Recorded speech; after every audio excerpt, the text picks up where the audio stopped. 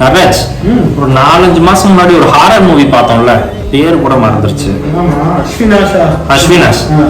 அந்த தியேட்டர் மட்டும் தயவு செய்து புக் பண்ணாத. நான் புக் பண்ணல, நீ தான் புக் பண்ண. இல்லையே, ஓ அது ஏதாவது ஆக்சிடென்ட்டா புக் பண்ணிருப்பேன்னு நினைக்கிறேன். ஆமா, கரெக்ட். நான் அவன் புக் பண்ண சொல்லி நான் புக் பண்ணலடா, அது அவன் புக் பண்ணல. புக் பண்ண வேண்டாம். ஆனா தியேட்டருங்கிறது அந்த பிளேஸ், ஓகேவா? சினிமாங்கிறது அதுல இருக்கிற மூவி. இதுதான் அதை எக்ஸ்பிளைன் பண்ணும், ரெப்ரசென்ட் பண்ணும். புரியல.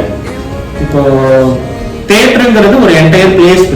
ஓகே ஓகே, அதுல இருக்கிற சினிமாங்கிறது அந்த லொகேஷனை மீன் பண்ணும். ஓகே, அந்த லொகேஷன்ல வர ஃபிலிமுக்கு பேர் தான் மூவி. இப்போ அதாவது இப்போ ஷாப்பிங் மால்ல வந்து தியேட்டருக்குன்னு ஒரு ஃப்ளோர் இருக்கும்ல, அது வந்து என்டையரா இப்போ ஒரு 4-5-6 ஸ்கிரீன் இருக்குன்னா மொத்தமா சேர்ந்த ஒரு தியேட்டர்னு சொல்றேன். இப்போ ஸ்கிரீன் 1 ஸ்கிரீன் 2 எல்லாம் இருக்கிறது வந்து சினிமா.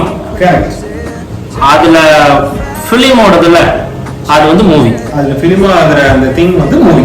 ஓகே, ஸ்கிரீன் அந்த எமோஷன்ஸ் வந்து மூவி. ஃபைன்.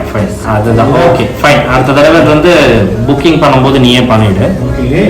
ஆல்சோ இடையில ஆக்சிடென்ட்னு சொன்னீங்க, ஆக்சிடென்ட்டா புக் பண்ணிட்டேன். ஆமா, நான் புக் பண்ணல, அவன் தான் ஆக்சிடென்ட். அன்எக்ஸ்பெக்டடா நடக்கிறது ஆக்சிடென்ட்.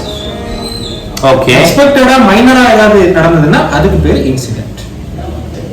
ஓகே, அப்ப அந்த இன்சிடென்ட் நான் பண்ணல, அவன் பண்ணது. ஓகே.